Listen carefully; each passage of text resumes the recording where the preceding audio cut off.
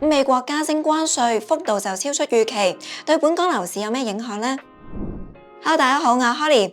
美國宣布一系列嘅對等關稅，增加嚟緊嘅息口變數。不過都冇咗發展商嘅推盤步伐。Sierra C 有機會成為第二季第一個推出嘅全新盤。同時一手市場都做出一啲新高成交啊。有貨尾單位嘅尺價去到95,000蚊，係邊個屋苑呢？另外啦，柏衛豪園有兩房嘅空宅，用300幾萬賣出，低市價至少20%。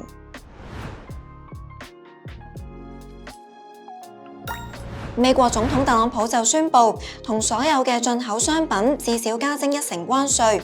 針對中國嘅關稅就更加加到3%，連埋原本嘅2成，合計加幅去到5%，超出市場預期。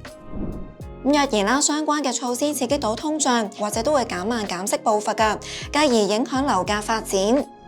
根據最新嘅二發樓價指數，報106.52，按週微升0.27%， 4個分區入邊得新界西有升幅，按週升1.64%。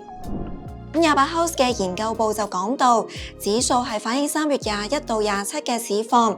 由於新界西比較多細價樓，可以受惠到100蚊印花稅嘅措施，繼而帶動樓價升勢。若然嚟緊息口唔變，買家入市態度都會比較審慎啦。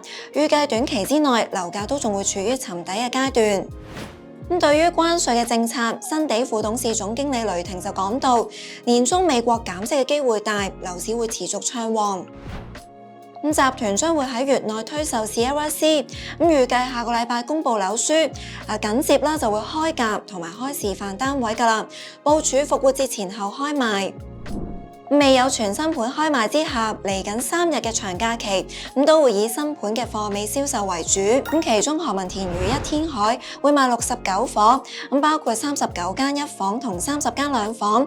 折實樓價由600幾到2074萬，折實尺價就介乎19,000到35,000蚊。另外藍田 Coco Hills 同埋紅磡嘅必嘉方禧匯，分別會賣19同16伙。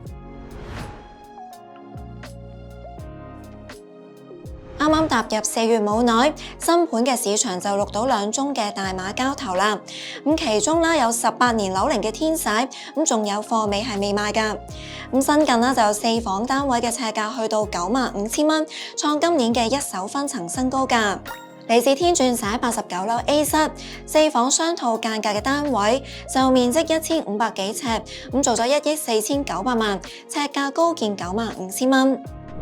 值得留意嘅係，項目對上一宗成交喺今年嘅1月錄得，一樣係高層嘅4房，尺價都係89,000蚊。即係話啦，同類單位嘅尺價喺3個月之內升咗6%。另外，Mount Hopeful 都有洋房嘅交投啊，就面積超過4,800幾尺，尺價就係48,000蚊。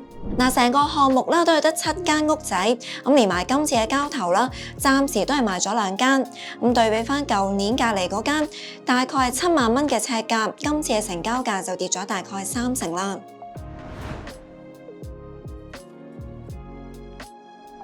天水圍嘅柏衛豪園有2房空宅嘅成交價唔到400萬，大幅低過同類單位造價。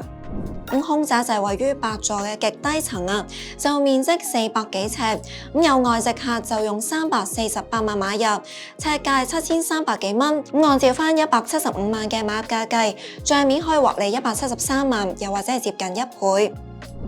對比同類正常嘅2房啦，就算係低層都好，近日嘅成交價都去到430萬㗎，即係話啦，啱啱嗰宗嘅成交價大幅低過市價2成。不過業主早喺10年買入，所以啦仍然都仲有錢賺㗎。但係一啲納米樓要甩手，就要加大蝕讓嘅幅度。